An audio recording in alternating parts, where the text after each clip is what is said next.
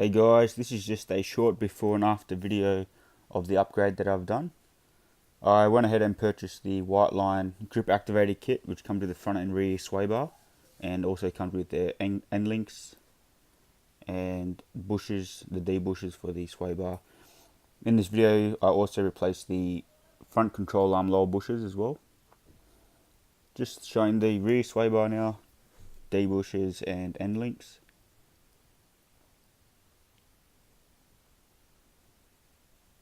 Some tools you might need, so I've got side cutters there, some clip removal tools, screwdrivers, sockets. You will need an Allen key, I think an 8mm and a 6mm. Then some spanners, a pry bar, hammer, a tape measure you'll need for adjusting the end links as well. So here's the old parts removed.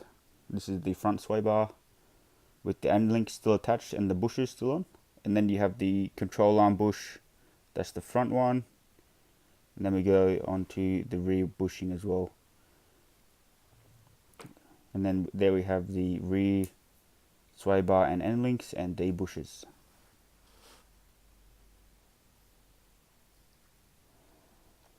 Now it's all fitted up. Here we have, looks so good, the Whiteline front sway bar is fitted and the adjustable end links. I've also fitted the control arm bushes. These ones are pretty easy to put in. You will need a press to press out both the front and back bushing in the control arm. And then there we have the rear control arm, bushing, which has the anti-lift capabilities as well. Then here's the rear. The rear looks heaps good as well. Also comes with stabilizer bars and also adjustable end links. Cheers for watching the video. If you enjoyed it, thumbs up and subscribe for more.